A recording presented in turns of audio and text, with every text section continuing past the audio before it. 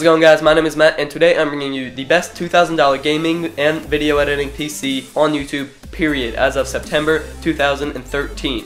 Now, I did have to make a few sacrifices to make this the absolute best that you can get, such as upgradability when it comes to your GPU, but I will go more in depth in that once we reach the GPU section of this video. If you want to see the parts list, it's in the description. You can change stuff, buy stuff, or just look at it. But before we waste any more time, let's get into the actual video. To start off, I went with the Intel Core i7-4770K processor. This processor is a top-of-the-line Intel processor, and it's a really fast one too. First of all, it's at 4.0 GHz turbo speed, which is incredibly fast. Second, it's got 4 cores and 8 threads due to Intel's hyper-threading. And third, it's part of Intel's new lineup, Haswell, which basically means that it has extremely low power, which means it does not consume a lot of wattage, and it's very efficient. This CPU comes in at $340, but when you're spending $2,000 on a gaming or video editing PC, you deserve to get the best of the best when it comes to CPU power. When you have a CPU that fast, you need a good cooler. If you want to overclock it, you need a great cooler. Because of this, I went with the NZXT Kraken X60 water cooler. This is widely regarded as the best water cooler at the $100 price point. It's extremely cool, it looks cool, and it performs better than any of the other ones. The Corsair ones at $100, they have a lot of defects and bugs that cause leakages or the software bugs out, which is just bad news. The only other water cooler I would recommend is the Swiftech H220. That's $150. Only go up to that if you know that you need it for its upgradability, meaning that you can expand your loop to your GPUs. But the bottom line is that this water cooler, the Kraken X60, is extremely cool, and it only comes in at $110, so it'll give you plenty of overclocking headroom. Next, we have the motherboard. I've talked a lot about overclocking. If you want to overclock a lot, you need a really good motherboard. So I went with the Gigabyte Z87X-UD4H. This motherboard has extremely high quality components and will allow you to achieve very nice overclocks. It's got awesome cooling on its VRMs and its power phases, and has an awesome color scheme, being a black matte PCB and then red accents. It's got all the ports you need for any modern day motherboard, and it's basically a really solid motherboard at the $180 price point. Next up is the RAM. I chose the Crucial Ballistix 16 GB of 1600 MHz RAM. This is a pretty standard choice for this build. It's got 16 GB, which is good for video editing and gaming, and it's 1600 MHz, which is pretty fast. It comes in at $120, so it is pretty expensive and not the cheapest part of the build, but you're going to enjoy having that extra 8 GB of RAM if you do both gaming and video editing. For the storage, I went with sort of a hybrid solution. I went with a hard drive and an SSD.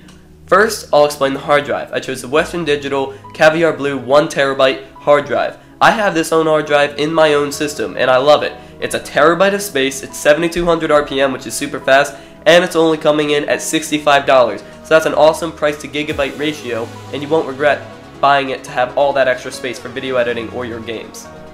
I also added an SSD to this build. I went with the Samsung Evo 250GB SSD. You are going to love having an SSD in your build. It makes the complete user experience so much better. It makes everything snappier, load times quicker, and with a 250GB drive, you can load it up with plenty of stuff, plenty of programs and games, and everything will be a lot faster. This drive comes in at $190, but it will most likely be worth every penny of that for your own user experience.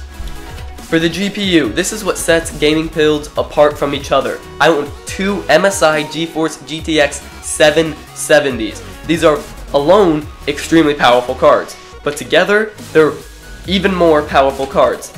No other $2,000 builds on YouTube can match the type of power that two 770s have. Some others have 780s in them, like one 780 or a Titan even, but 770s will be even a Titan when compared head to head. These 770s are also already overclocked because they're MSI's overclocked Twin Frosier edition, so even if you don't want to overclock your GPU, you already get a little bit of extra speed out of them.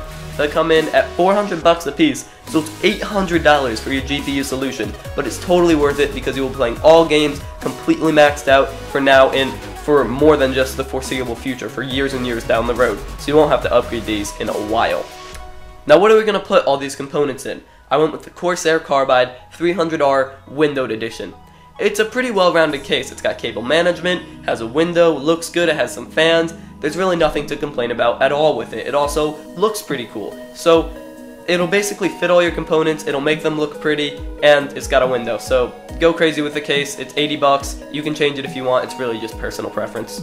Last off, we're going with the power supply. I went with the NZXT Hale 82 850 watt power supply.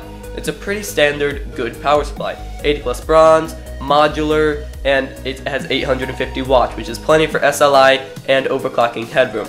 Now the reason I chose this power supply is because it's only $100. That is really good for a high quality 850 watt power supply. This is because there is a sale until the end of September 2013. So if you're not watching this in September 2013, you're going to have to find your own power supply checking sales on PCPartPicker.com. If you ask it in the comments, I'll probably respond because I check all my comments. So just, if you're having trouble finding one, just put a comment down in the section and I will respond to you, giving you probably the most up-to-date power supply deal I can. Alright, that's it guys. Thank you for watching my $2,000 video editing and gaming PC, my self-proclaimed best one on YouTube, because it will, I promise you, beat any other PC on YouTube for $2,000 in terms of FPS and rendering times. If you liked or enjoyed this video, please give a like and subscribe. It really motivates me to keep on making videos. I usually make them every 4 or 5 days, and when I hit 100 subscribers, which is coming up very rapidly, I will be doing a setup tour if any of that interests you. Thank you guys for watching, and as always, have a good one. Woohoo!